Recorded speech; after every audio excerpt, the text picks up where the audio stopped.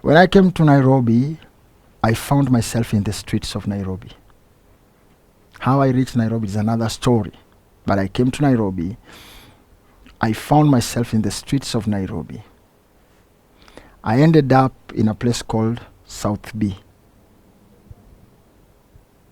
Those were the days that Bishop Muya of Tabernacle Church. Those were the days when South B had a very famous club called Makuti. You know, when you speak something, you have to bring some historical facts. You can't say you were in America and you don't know which street you were there. Yeah. You were in, you see. You have to say I was in America, but in this street. And I was living my life in the street, but one thing I had is that I was very clean. As much as I was in the street, I was a very clean boy. I could collect metals, go on sale. I go to Kikomba, I buy clothes. Me, I never smoked. The times I was in the street, I never smoked. Anything, cigarette, bang, glue, I never did those things. Up to date, I've never. But I was in the street, sleeping in the street, collecting food from the dustbin. South B kulikuwa na gate ilikuwa inaitwa Mariba. Kulikuwa na takataka hapo nje. That's where we used to collect food. That was the time that the Israelites, they were making the biggest sewer line, coming all the way from Mata Hospital, going down. Very big tunnels. These was the Calabat. So it was during that time. And so, while we were there was this day that Kofi Olomide was coming to Kenya. The first time he was coming to Kenya. And a radio station, it used to be called, there was this presenter called Tony Msalame, Shaky Legi. I don't know which station it used to be, but there was this Tony Msalame, Shaky Legi thing. So they invited Kofi Olomide. Kofi Olomide was coming to Makuti. That was the time they had produced the song Zenga. He was coming to Makuti. So that day, me and my other friends, there was a boy called Francis. We used to call him Tempo. You know, in the street we had our own names. So it was Francis, Tiri, Asu, Sami. It's a group of boys. So we said we are going to look for food earlier, and we knew how to get into Makuti. And if I was to get into Makuti, that was to be my first disco in life. So we agreed how we will get into Makuti at night to go and dance. And if I was to get in, that was to be my first disco in life. So when we said how we are going to get into Makuti to dance, somehow something happened. I found myself, we disagreed on a very little thing. They said wanaenda South B, there used to be Malpa chips facing the police band area.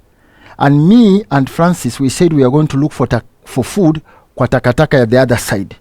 So we parted ways there. When I went to look for food, what I found was a Bible. Then when I found the Bible, I picked it. I remember Tempo telling me, throw that book. That is a bad book. But I remembered I used to see my mother with a book like this one. So I picked the Bible. So we left the place after picking the Bible. Me, I didn't go for Makuti thing. I went back to where we used to sleep. We used to sleep at South C. There is a power station. There used to be a power station around South C along Nairobi River. So we used to sleep between the power station and the river. There was a wall, a perimeter wall here, what were power. So we used to sleep there. And we used to take shower Nairobi River. The other side is Nairobi West. The other side is South Sea. You know? So along there, that's where we used to sleep. So we went there to sleep as usual.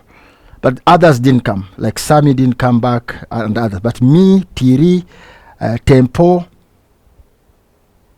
we were around 4 people. I don't know whether Sue was with us. So you'll just add me some little time because this is very sensitive. So that as we are moving on with the viewers, they come to know exactly where Samo has come from. So we went there and we slept. At night, I saw a very big light. So I thought it was Kanjos coming to arrest us, because that is the time that many street boys were disappearing. How were they disappearing? They were being arrested by men who, I can't say who they were, but once they are arrested, you are not taken anywhere. You are killed and your organs are taken off. So even us, the street boys, we were very careful on where we go to sleep, because these things were only happening at night. So when I saw the light, I thought it was Kanjo or those people. So I woke up, and with the mentality of the street, too many movies, because we used to watch, there's a guy who was a policeman called Opondo. He had a video show in Kayaba, a place called Meta. So we used to go and watch movies, Rambo, those days of Rambo, Bruce Lee and all that. So these movies were in our head. So I woke up to go and have a look. So the mentality of Rambo, So I went only to realize the closer I got with this book in my hand still, the brighter the light became. So when I reached there, I saw this man in pure white cloth. And he was just looking at me and smiling. So he called me my name. A name that I had only heard it from my mother. Nobody else had ever called me that name. My mom told me a name. And she told me to keep that name until the right time. I didn't understand why. Remember, I'm very far from my mother. I'm in the street. So when he called me this name, I heard the name for the second time, but even after he talked to me, I couldn't remember the name he called me. And that name was nothing but Mtishiby. There was just a way when he called that name, my senses came back together. And he told me, come. And then I walked to him. Then he told me, I want you to go and tell people my words. Then I asked him, who are you? Then he told me, I'm Jesus. That week, we had watched a movie of Jesus Christ of Nazareth at a place called Marigoine. There was a crusade at Marigoine, Chief's Camp. So the whole week, there was that movie of Jesus of Nazareth. So I asked him, Jesus of the movie? Then he told me, no, I am Jesus, the Son of God. I want you to go and tell people about me. Then I told him, how will I tell people about you and I don't know you? Then he smiled and he told me, you know me. I told him, I don't know you. Then he told me, then that book has everything about me. Then I told him, but I was holding the book. I told him, how do we talk about book and me, I don't know how to read? And he smiled again. And he told me, you know how to read. And he disappeared. And the light went off. I had some peace that I cannot explain. I was so happy inside that I cannot even talk about it. So I went and slept. When I woke up, all my friends were gone. I was the only one. I woke up the following day around 11. I was so hungry. Just across the river, there was another dustbin. So I went to the dustbin because I was hungry to check for food. For the first time, I found food prepared, kept. Ni kama mtu alikuwa amepika hiyo chakula, anajua nitakuja kukula. Fresh food in a container. Hizi container kama za chips. It was mchele, white rice, meat and minji. I took and ate and I felt energy. Then I left, I went near stadium. Kulikuanga na miti za korosho, njugu korosho, along near stadium. Even if today I go with you near stadium, I'll tell you this is where I preached the first day. This is the place. So I stood there, I started preaching. I started shouting, Jesus, Jesus of Nazareth, Jesus of Nazareth, Jesus. So my minds remembered the movie that I'd seen. So I was just talking about movie, and Lazarus came, and you know, and people, I saw people standing, Vehicles started stopping, and then I saw people throwing money. You know, to a street boy, when you throw money, you know that's a big deal. Yeah. So when people started throwing money, I was like, what? So this Jesus, I saw at night, I just stand there, Jesus, Jesus, Jesus, Jesus. And people give me money.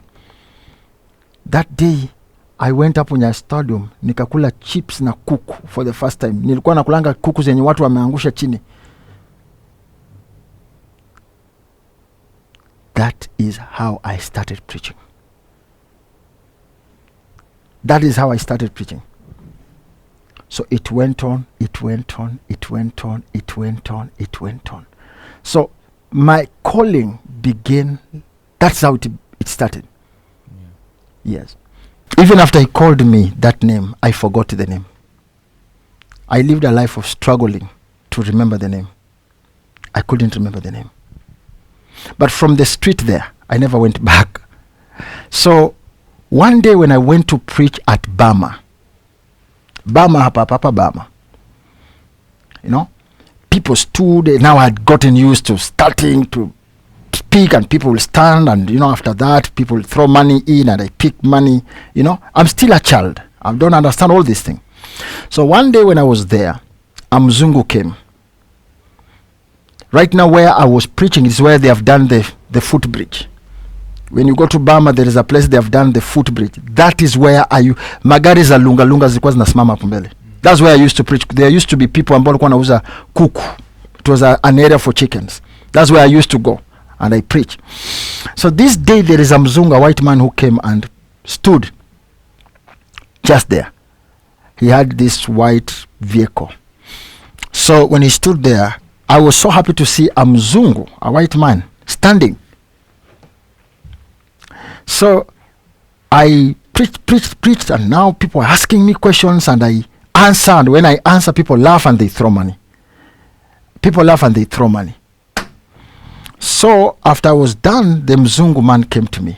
The white man came to me and asked me, what can I give you? Then I found myself telling him, I would like to go to school. Then he asked me, if I take you to school, can you learn? And I said, yes. Then he picked me and took me to Mukuru Promotional Center. It's in Kayaba. It was under Sisters of Mercy. I was taken to Mukuru Promotion Center. It's a Catholic project. Then I went to class 2. Because of my age, I was taken to class 2, a special class. I remember my first teacher in class 2. His name was Mr. David. I was there one term. The second term, I was taken to class 4. Because out of 700, I had 690. So the teachers couldn't understand. So they said, it's like I was in a school somewhere and I'd been brought here, but I can't tell exactly. So I was taken to a system called special class. Special class because it was a school helping street children. So people were coming of different age, and so they were using special class to test which level you are, so that you are taken to the normal class. So all people were being taken to special class, then you are transferred to normal class. So I was jumped class 3, I was taken to class 4, second term. In class 4, I met 2 teachers, Mrs. Owor and Mrs. Pamela. Mrs. Owor was a Luo, Mrs. Pamela was a Meru lady. That was in the same year. And remember, I went to school, I was taken to school second term. So that was second term, now this is third term. So from there, I was taken to St. Bakita Primary School. It's the other side of Express.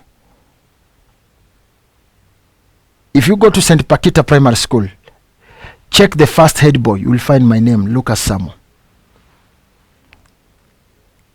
So after that, I did my KCPE 98. Then I was called Lenana Boys. But in the dream, I was shown Pumwani Secondary. And I performed very well. Remember me, I was in primary for only 3 years. I did my primary for 3 years only. And I had 555 out of 700 marks. But I was in primary for 3 years only. Then I was called Lenana Boys. In the dream, I was shown Pomwani Secondary School. So I joined Pomwani. I'm trying to make things short because of time. Yeah. Now, I'm trying to come to the point of Mtishiby, how I came to now memorize my name. In Pomwani Secondary School, in Form 1, second time, the school realized I was a prophet. What happened? There was a toilet. Because when I reached class 7, I started a church.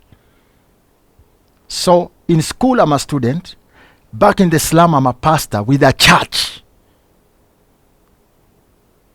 So when I did class 8, I was already with a church. People sitting under me and listening.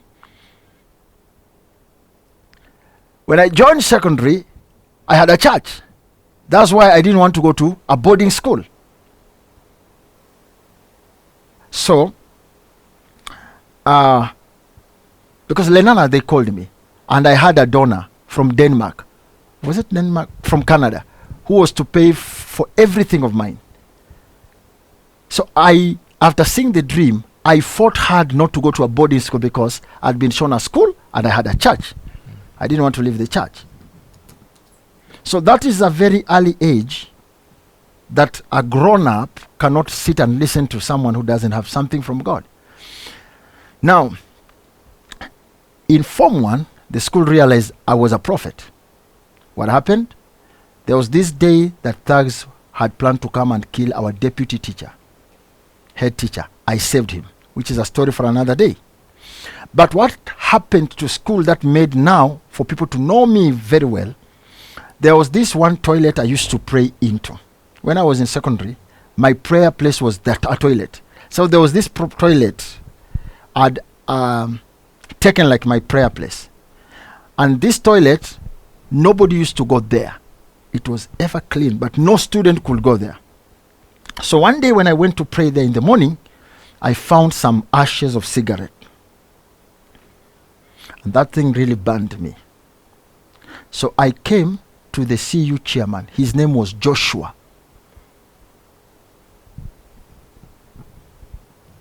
I asked for permission to go and pray. And Joshua told me, we cannot give you space to go and pray because you are not a member of CU. Are you born again?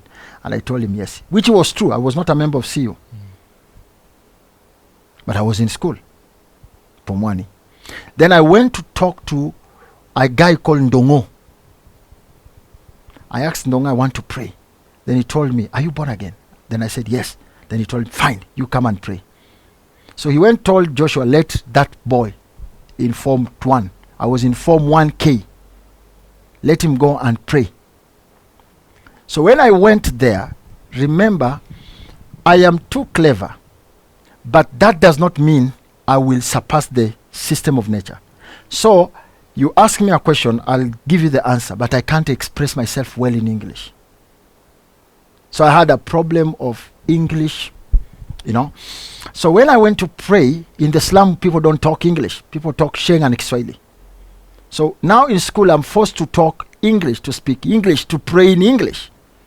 So I stood. For the first time, because I'm a preacher, so warning people is not a problem. So when I went to pray, I started by warning the school. I'm a prophet. I see things, but nobody has ever called me a prophet. So in the slum, people don't call me prophet. People call me Mtumishi. So the name in the slum was Mtumishi, a servant, not a prophet. A prophet is a too big name for me. So in the slum, people call me Mtumishi.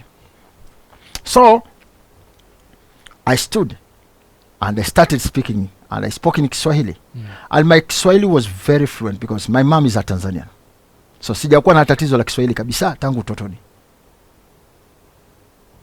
So I spoke in Kiswahili and my Kiswahili was like, there it is. But it was warning. And I said, some of you here, you smoke. There are some groups here of thieves. If you don't stop these things today, by 3, all of you will be arrested. You are in school and you are telling students they will be arrested by 3 if they don't stop it. How? When I finished talking, They clapped. And do you know how they mocked me? They mocked me, Mwiru, Mwiru, Bishop Mwiru. That's how they mocked me. And some anger just came in me. I can't tell you how I did my hand like this, but as I did my hand like this, the whole parade went down. Everybody, over 800 students, they all fell down. Plus some teachers. When that thing was done, when I came back to my senses, I was shaking. I was trembling because now I don't know what next. My minds are telling me I want to be a doctor. So I have to read. This is the only opportunity I have to become a doctor. Because I used to admire doctors. I want to be a doctor. So I have school and I don't want anything that can interfere with my schooling. And now here I've messed up. So have you ever made a mistake where you are pinching yourself? What is it that I've done? That was my state. Because of this, I was taken to staff room. I was taken to deputy's senior teacher's office, Mrs. Ndungu. When I was taken to Mrs. Ndungu's office, I found an old man with these ribs, Kenyan ribs, and with a small cape. A very old man seated there. And when I got in, he told me, sit down. I sat down. This old man was so warm and very welcoming. So he started talking to me, and I was not open to talk. He started talking. He talked, spoke. I was not opening up, listening to the questions, And he told me, okay, young man, I think you are just afraid. Sorry, I didn't introduce myself to you. I am Bishop Manasseh Kuria, the head of Anglican Church.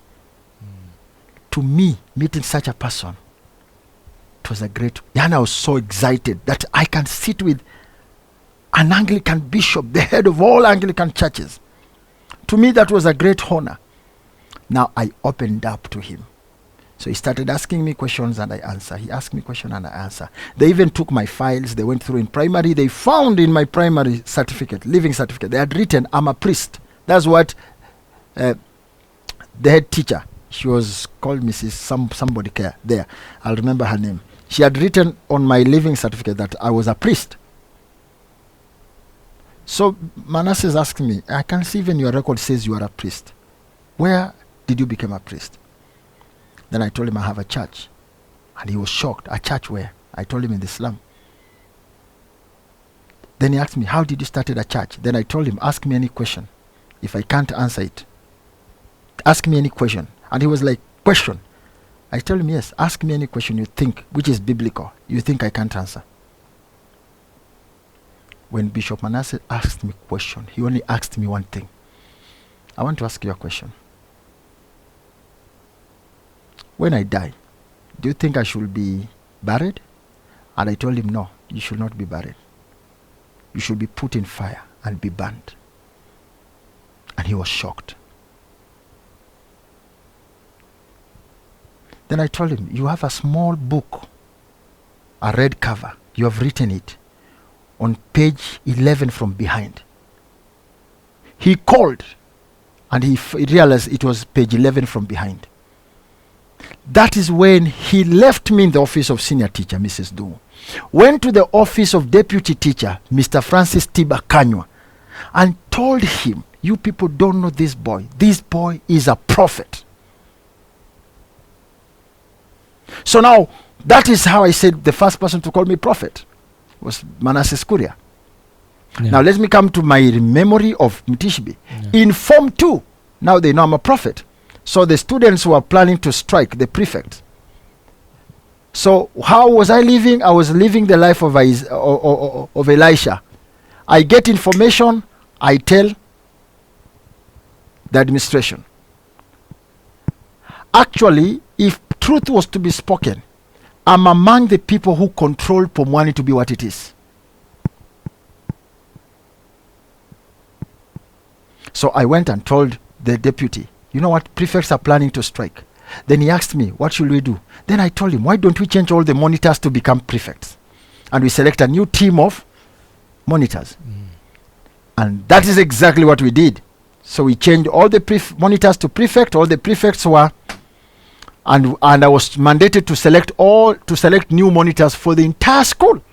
So when I selected the new monitors, we planned a game, a football match.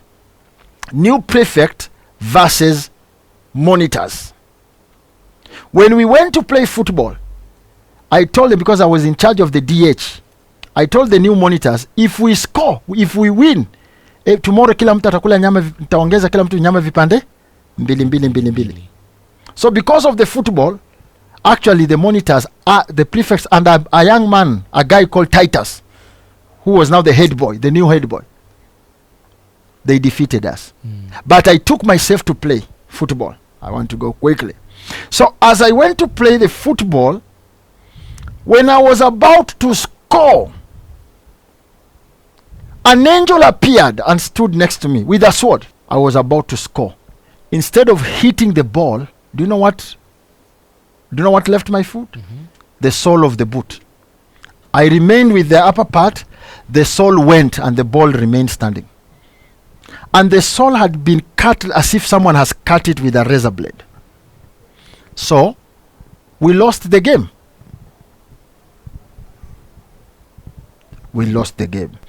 So it is evening. I have to go back home. Lunga. I was living with my uncle. So I have to find an alternative.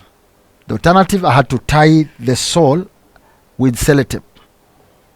So I can't walk directly. So I left for Mwani. I got through Majengo, Gikomba,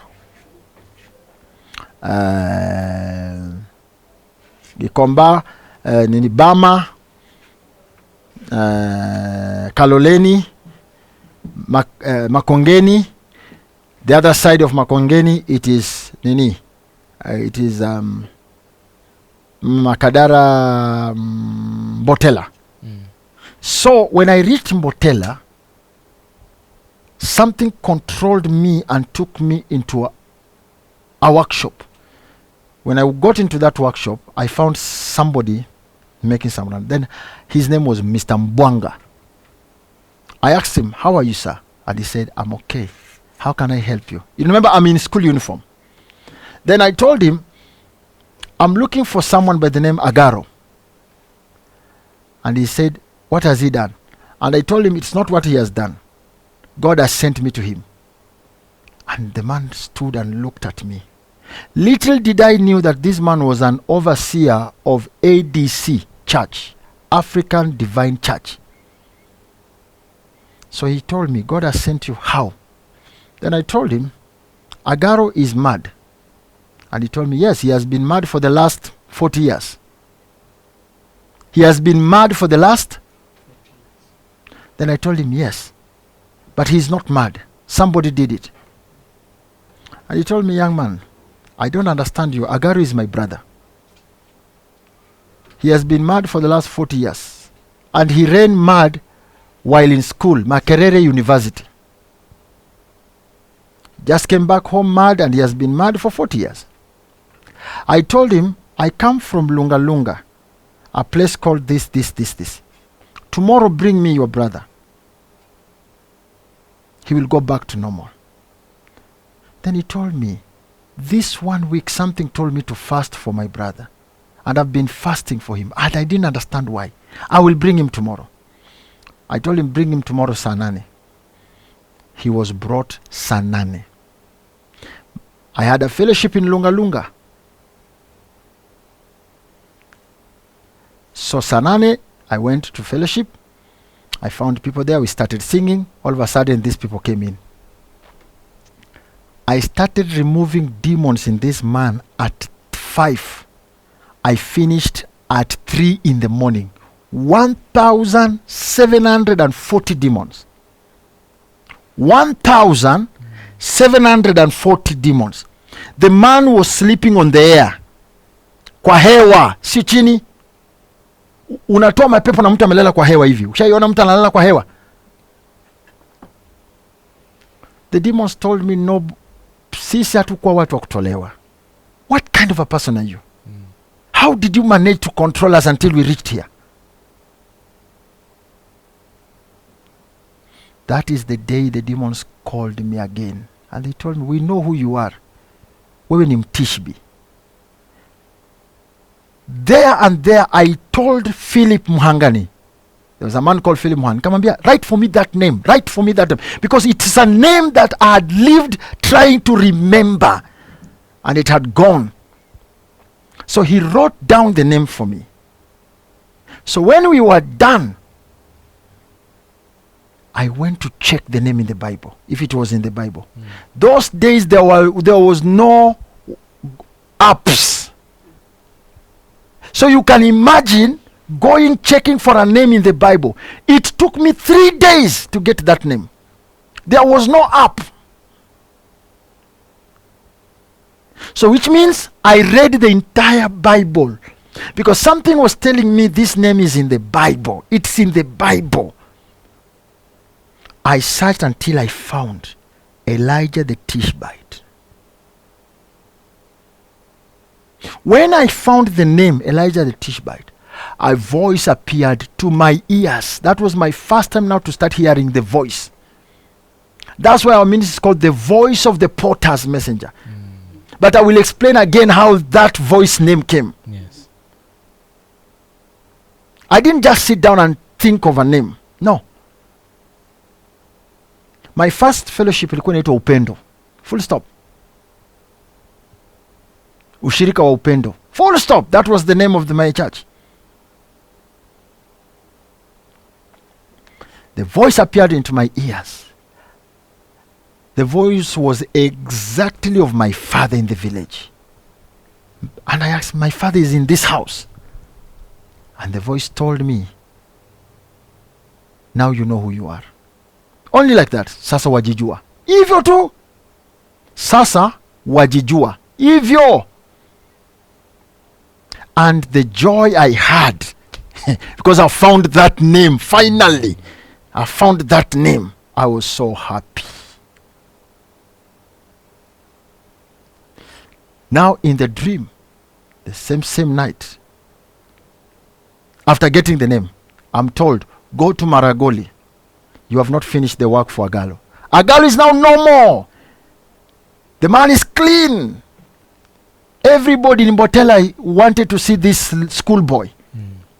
Because the man went telling people the schoolboy who saved his brother after 40 years. I went and told them, God has told me we go to Vihiga County in a village called Kidinye. If there is anybody watching this clip and is from Vihiga, please confirm to us if there is a village called Kidinye in Vihiga.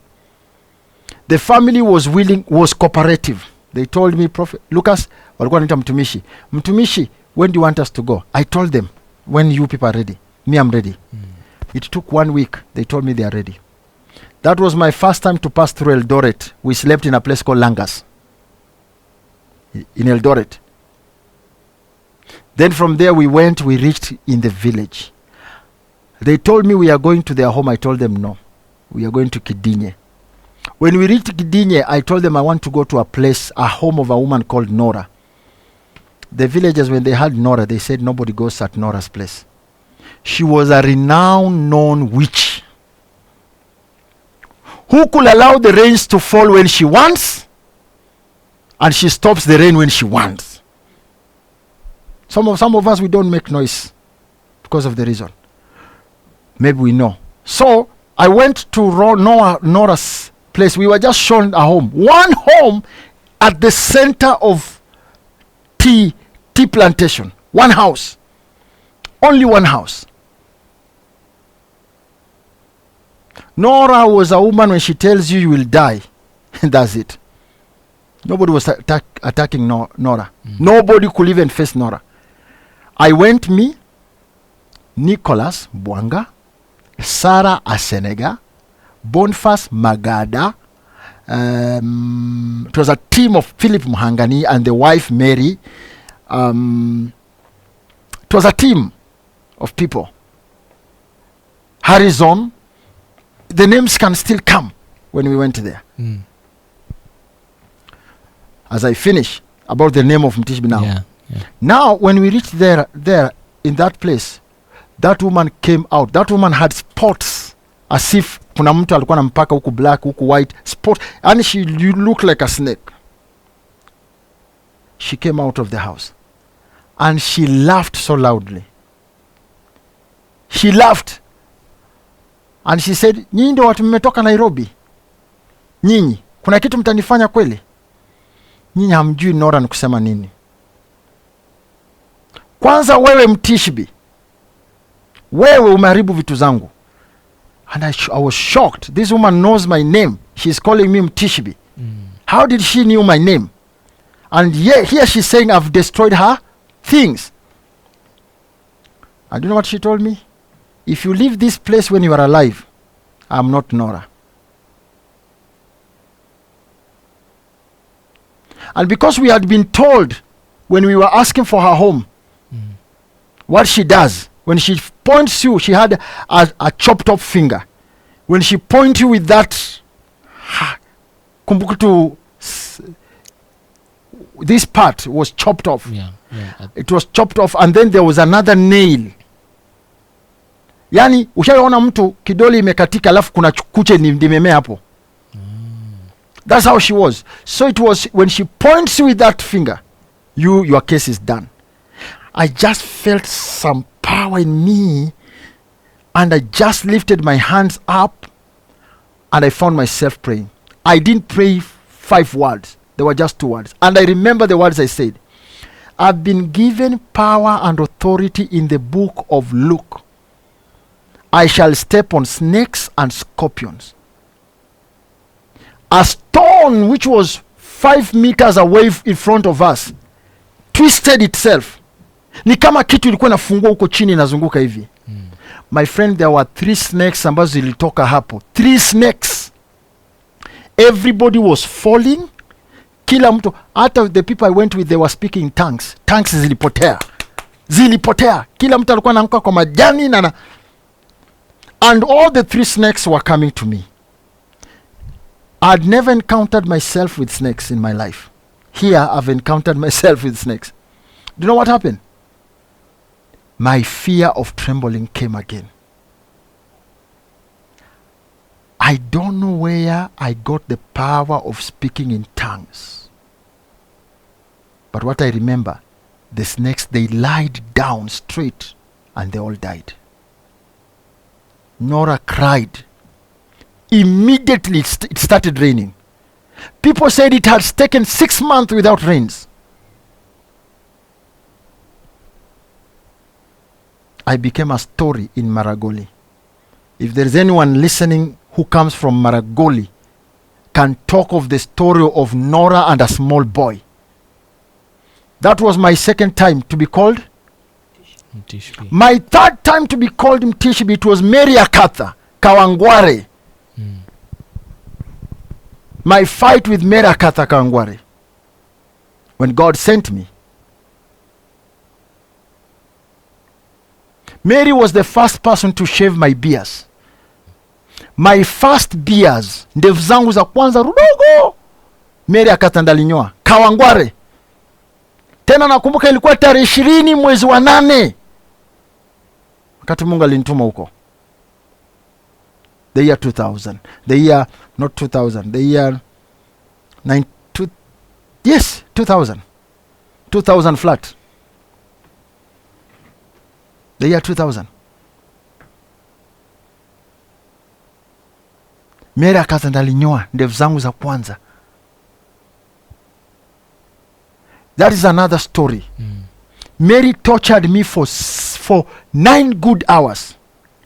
Mary kept me under soldiers. Soldiers used to go there for prayers. The soldiers tortured me for 9 good hours.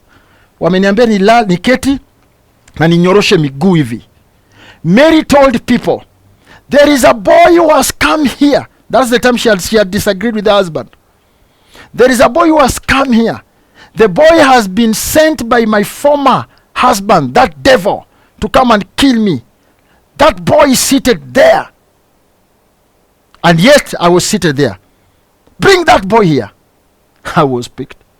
God tricked me. Go and take keys from Mary.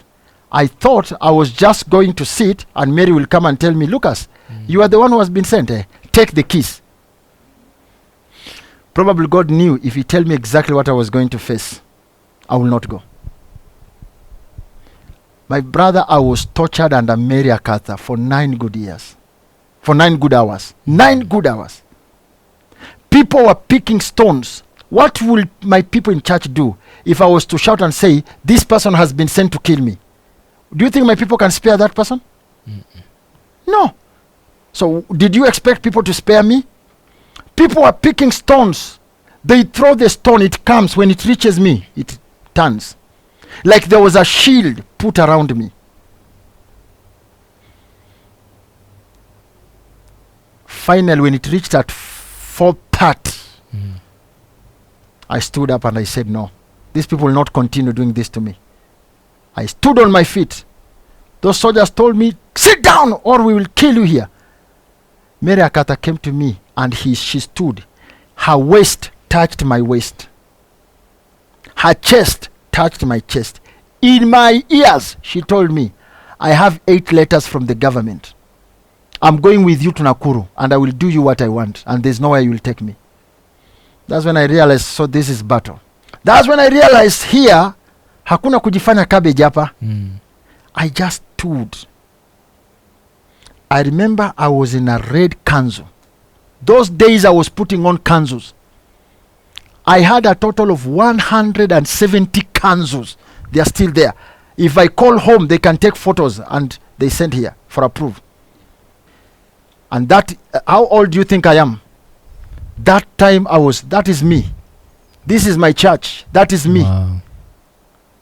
That is me. That is me. This is me after fasting for 40 days. Go back. So at this stage of your finished school? That is Sarah. That is the woman I'm saying, Sarah.